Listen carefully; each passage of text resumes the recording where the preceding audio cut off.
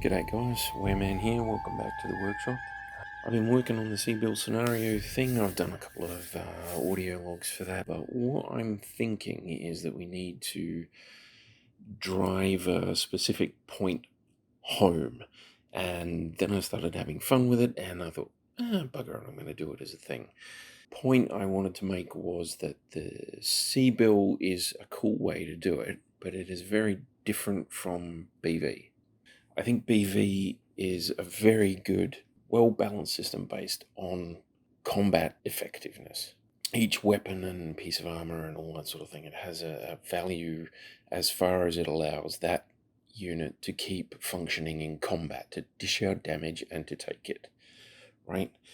And it also incorporates the fact that the machine has a pilot and the pilots can have different skills. All right, talking basically about mechs, but it applies to everything. C-Build is more sort of a tech type thing, like industrial complex type thing, a socio-economic type thing. It's not really necessarily going to impact combat effectiveness. Now, in the C-Build scenario that I've done up, and hopefully you guys have been able to have a look at, I said clan versus inner sphere. I wouldn't recommend you actually do that unless you've got like a couple of days to assign to this battle, because you're going to have a lot. And that is the point that I'm trying to drive home. When you cross tech base levels or bases, so from clan to inner sphere or inner sphere to clan, the combat effectiveness changes, yes, but the cost is radically different, right? So let's have a brief look at something here.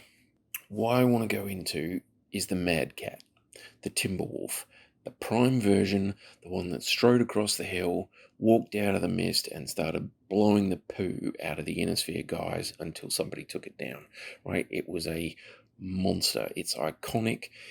Is it the most combat effective unit they have? I don't know. Maybe, maybe not. I'm not sure. Right? That's mostly up to personal opinion, but it is an iconic unit. It's out there. It's everywhere. People know what it is. So I thought, well, let's take that one. The Timberwolf Prime. For those of you that don't know, left and right torso have an LRM 20. Left torso also has a medium pulse laser. Right torso has a machine gun, center torso has a machine gun. Then in each arm you have an ER large laser and an ER medium laser. Right, you've got 2 tons of ammo for the LRM-20s, which is 12 shots, and you've got 1 ton of machine gun ammo there. Everything's protected by case. It's got an XL fusion engine, so there's 2 spaces, because there's a clan XL, so there's 2 spaces in each torso, right and left. Double heat sinks, sinking 34 points of heat every turn. But I think when I looked, it generates like 52 if it runs, which is a butt ton of heat. But it can dish out an extraordinary amount of damage. Now, it'll overheat by about 18 points if it fires everything. But if it fires everything, hits with everything, and gets maximum cluster rolls with everything, then it deals out about 85 points of damage. All right, and that's including the machine guns, which you'd have to be at least 3 hexes away to even be able to hit with. So it's not really a very realistic number, but it's an idea of what it can do, right? Basically, the ER larges are out at 25. The LRM-20s come in at 21, and you can pretty much fire them on and off the whole time. You're spotting people and like they're disappearing, so you don't have to fire, etc., etc. It's got a lot of stuff on it. It is 2,737 BV. Oh, it's got 230 out of 231 points of armor as well, almost total coverage, just so you know. Now, for that BV, for 2,737, I can get, what did I work out? I can get an awesome 8Q, so I'm sticking with sort of like 3025-ish tech, the earlier models, that would have faced this in that first instance, although it was like 30 3049, 3050 when this happened. So there was the memory core and loss tech and all that sort of stuff. So you could technically take up to 3049 variants. But I thought, well, I'll go with 3025 if I can. So I can put a 2.3 pilot into an awesome 8Q and get it under 2,737. I can put a 2.3 pilot into a Stalker, the 3F Stalker, and get that under that battle value. And the interesting thing is the Marauder. Now, the Marauder is 2 PPCs, 1 AC5, and I think it was a couple of lasers. I honestly just forgotten. But it is, what is that, the 3M, I think it is. It is only 1,363 BV, which means that you can get 2 of them. With average pilots, you can't improve your pilot, but with average pilots, you can get 2 of them for 2,726 BV. So under the value of that single weapon system, you can get 2 Marauders. So 2 PPCs, 2 medium lasers, and an AC5. 184 out of 231 armor, and it's a 4.6 instead of a 5.8. So it's slower, it's got less armor, and it doesn't put out as much damage.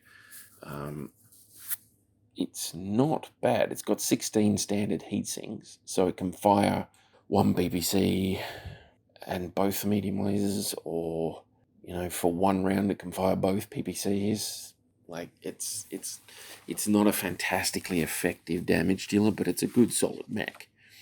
But you can get a 2-1 pilot or a 1-3 pilot in a single Marauder, or you can get 2 average pilots in Marauders that will go against that guy. Now, do I think any of those particular battle value groupings stand any chance at all?